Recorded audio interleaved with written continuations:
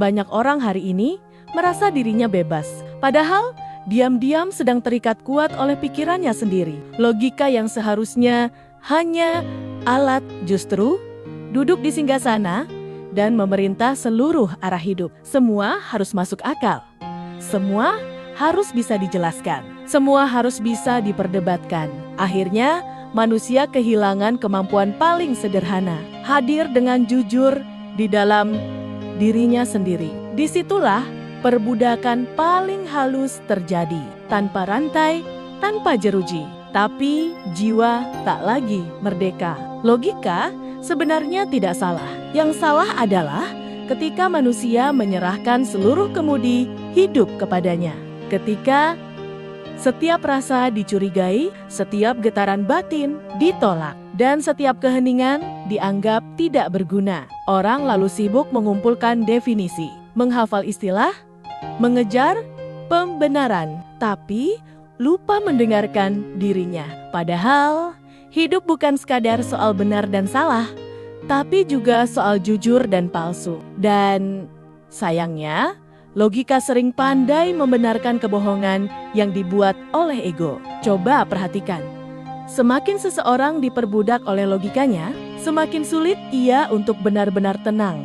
Pikirannya terus berisik, jiwanya terus gelisah, hatinya tidak pernah benar-benar pulang. Ia ingin terlihat pintar, ingin menang debat, ingin diakui, ingin dipuji, ingin dipandang lebih.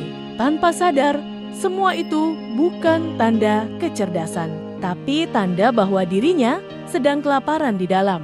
Karena jiwa yang hidup tidak butuh panggung, ia hanya butuh kejujuran. Bocah angon tidak melawan logika, tapi tidak pula tunduk kepadanya. Logika dipakai seperlunya, lalu dilepas ketika saatnya mendengarkan yang lebih dalam. Sebab ada wilayah dalam diri manusia yang tidak bisa disentuh oleh analisis. Tidak bisa dicapai oleh teori, wilayah itu hanya bisa didekati dengan keheningan, kejujuran, dan keberanian untuk menanggalkan topeng. Disitulah manusia mulai kembali menjadi manusia, bukan mesin berpikir. Orang yang bebas dari perbudakan logika biasanya terlihat sederhana, bahkan kadang dianggap biasa saja. Ia tidak sibuk menjelaskan siapa dirinya, tidak tergesa membuktikan apa yang ia miliki. Bicaranya tidak banyak, tapi ketika bicara terasa hidup, bukan sekadar rangkaian kata kosong.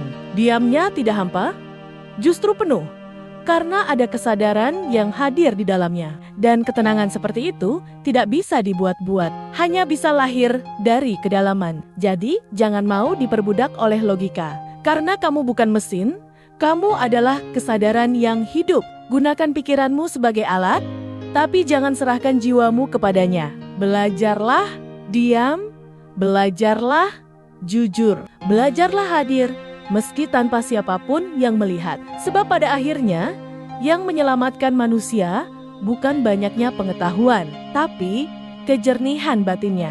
Dan bocah angon hanya mengingatkan satu hal: pulanglah ke dirimu sendiri sebelum terlambat.